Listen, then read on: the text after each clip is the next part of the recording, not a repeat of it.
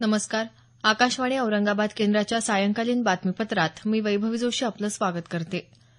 राज्यातल्या शेतकऱ्यांना 1.5 लाख रुपयांपर्यंत कर्जमाफी करण्याची घोषणा आज राज्य सरकारनं केली आहे.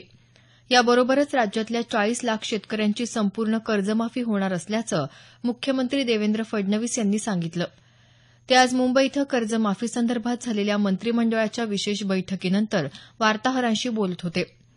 कर्जमाफीच्या या योजनेला छत्रपती शिवाजी महाराज कृषी सन्मान योजना हे नाव देण्यात आलं आहे. ज्या शेतकऱ्यांच्या कर्जाचं पुनर्गठन झालं किंवा ज्या शेतकऱ्यांनी मध्यम मुदतीचं कर्ज घेतलं अशा शेतकऱ्यांनाही हा लाभ मिळणार असल्याचं मुख्यमंत्री यावेळी म्हणाले. नियमित कर्ज भरणाऱ्या शेतकऱ्यांना 25,000 रुपये किंवा 25% प्रोत्साहनपर अनुदान मिळणार असल्याचं त्यांनी सांगितलं. याद्वारे राज्यातल्या 89 लाख शेतकऱ्यांना 34,000 कोटी रुपयांची मदत करण्यात येत असल्याचं मुख्यमंत्री म्हणाले.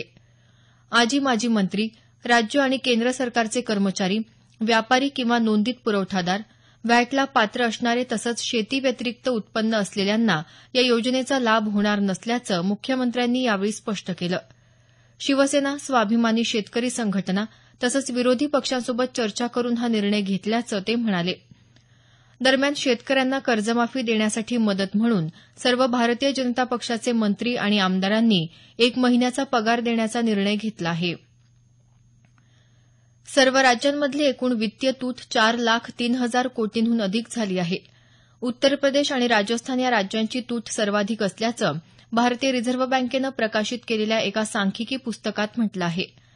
या आकडेवारीनुसार देशात सर्वात अधिक शहरी विभाग असलेल्या आणि औद्योगिकदृष्ट्या प्रगत असलेल्या महाराष्ट्रात मात्र वित्तीय तूट गेल्या आर्थिक वर्षाच्या तुलनेत कमी झाली आहे.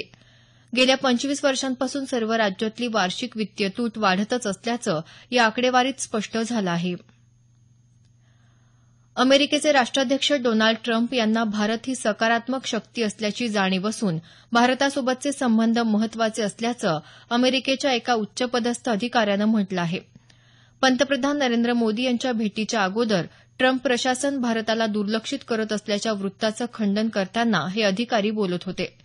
पंतप्रधान मोदी हे उद्या अमेरिकेत पोहोचणार असून सोमवारी ते ट्रम्प यांना भेटणार आहेत.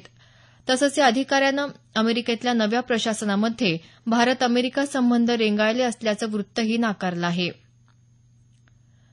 संसदेचं पावसाळी अधिवेशन येत्या 17 जुलै ते 11 ऑगस्ट दरम्यान होणार आहे.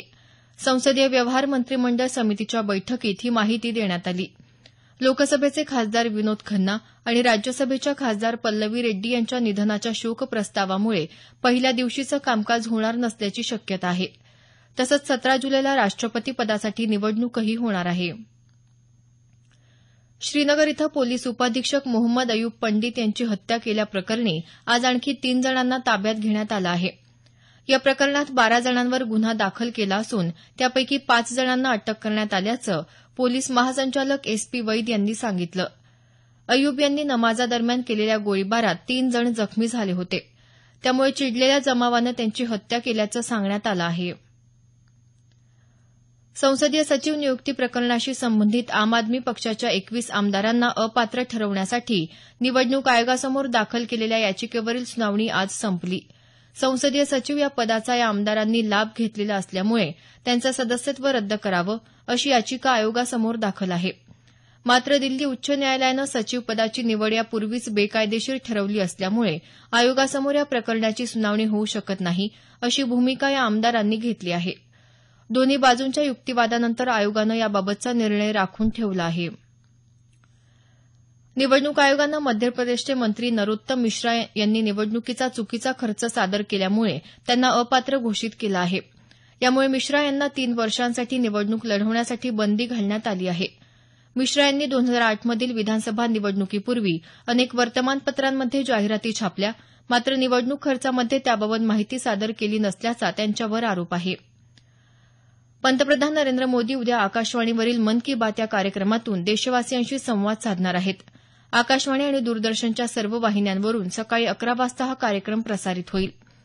याबरोबरच हे बातमीपत्र संपलं. आमचं यानंतरचं बातमीपत्र उद्या सकाळी 6:50 वाजून 50 मिनिटांनी.